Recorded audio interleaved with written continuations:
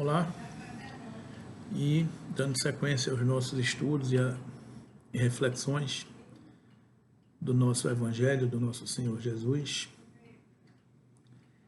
iluminado pela interpretação da informação espírita, hoje nós estamos entrando em mais um mês, o mês de junho, e já entrando no quarto mês, praticamente, terceiro, quarto mês, do efeito do isolamento social, onde a humanidade brasileira, a população brasileira, está passando por esse período de pandemia que iniciou em torno de março. Então já temos março, abril, maio, entrando no mês de junho. E a gente observa muitas reflexões e às vezes a gente nos surpreende quando perguntamos até quando? Quando é que isso vai passar? E algumas expressões mais aflitas, mais angustiadas, imaginando que seria em maio, mas já estamos em junho, e quando ouvimos as expectativas dos planejamentos de abertura parcial e gradual da economia, dos negócios, da vida tradicional que a gente espera, a gente vê previsões de 60 dias, de 90 dias, a gente observa como é que a Europa está se comportando com a abertura parcial dos seus negócios, de sua vida. E a gente vê a humanidade, cada um de nós, ficando aflito, ficando angustiado, porque a gente quer que as coisas aconteçam no nosso ritmo. A gente quer que as coisas aconteçam na nossa perspectiva enquanto encarnados. A gente tem uma tendência a raciocinar com o relógio humano, com a perspectiva de alguns dias, alguns meses, algumas semanas, e esquece que o calendário divino ele obedece uma outra escala de tempo, uma outra escala de valores, uma outra escala de doses para que resolva as doenças da humanidade.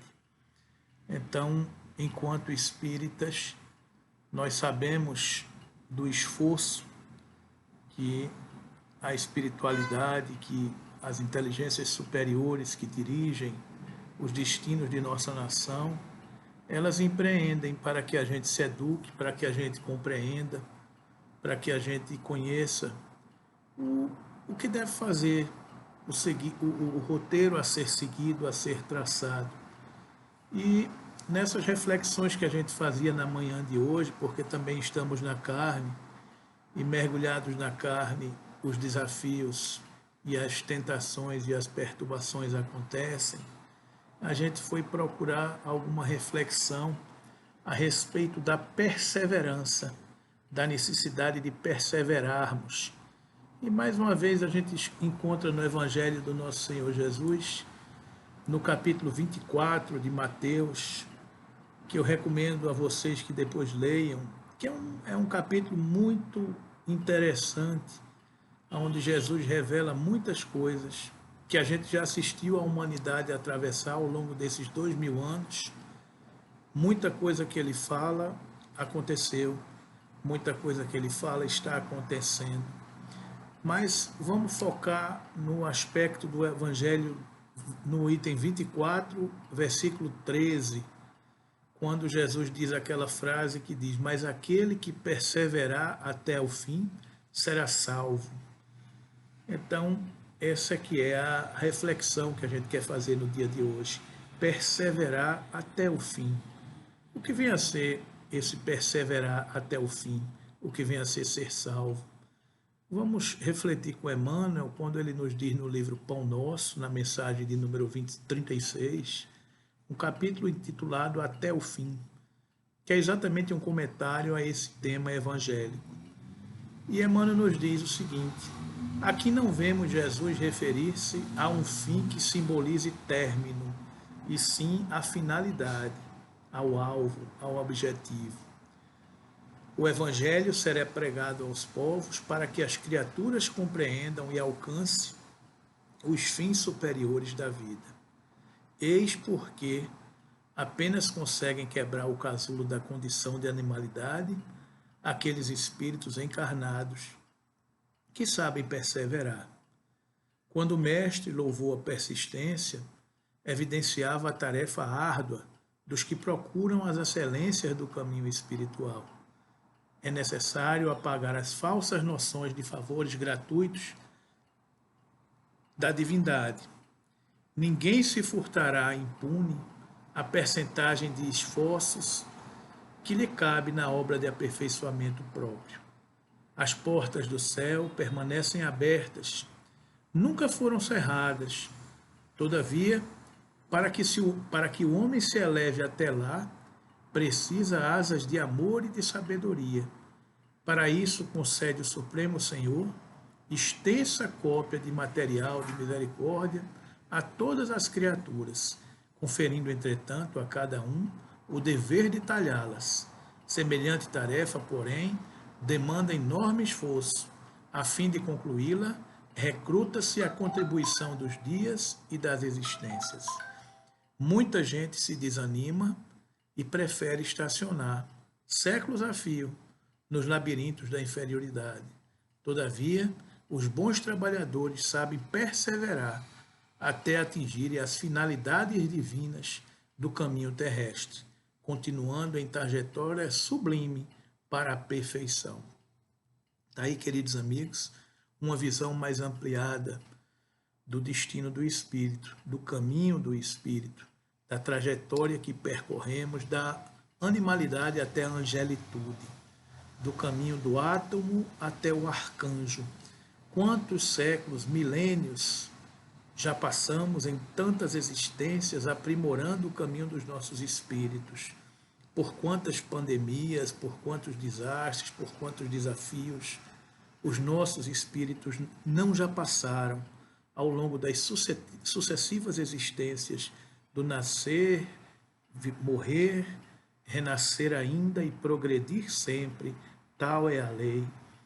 Se entendemos que a vida do espírito é um eterno caminhar, sempre encontrando uma nova oportunidade em uma nova existência para ascender um degrau, para caminhar mais um passo, para seguir um pouco a jornada rumo à plenitude do ser, à plenitude do espírito. O que significa o fim? O que significa o fim almejado pelas nossas almas? O fim almejado pelas nossas almas é a condição de espírito puro. E é como Joana de Ângeles nos diz, a fatalidade do espírito é ser feliz. Quando e como chegaremos lá, depende de cada um de nós. Então, o momento que estamos passando hoje é um momento necessário ao aperfeiçoamento do espírito. Temos pressa, sim, para voltar às nossas atividades cotidianas, para voltar aos nossos afazeres domésticos, das relações sociais que construímos nesse momento de nossa encarnação. Porque olhamos as coisas com a dimensão e a perspectiva da carne. Mas quando Jesus nos fala, ele nos fala na perspectiva do espírito, do ser imortal que transcende todas essas experiências. E é por isso que Emmanuel nos diz aqui que o Evangelho será pregado aos povos para que as criaturas compreendam e alcancem os fins superiores da vida. Qual é o grande objetivo superior de nossa vida? É alcançar e compreender a plenitude da vida do Espírito. Não, o que é que adianta eu vencer na terra e falir e sucumbir diante da vida do Espírito? O objetivo é a gente viver as coisas do Espírito, não é? Isso não quer dizer que a gente vai deixar para lá as coisas da matéria. Não. A gente precisa das coisas da matéria para a gente passar com boas notas, para a gente conseguir superar os nossos desafios na encarnação.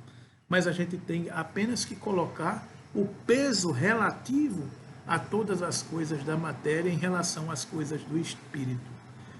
E aí ele segue, eis porque apenas conseguem quebrar o casulo da condição de animalidade aqueles espíritos encarnados que sabem perseverar, que conseguem perseverar.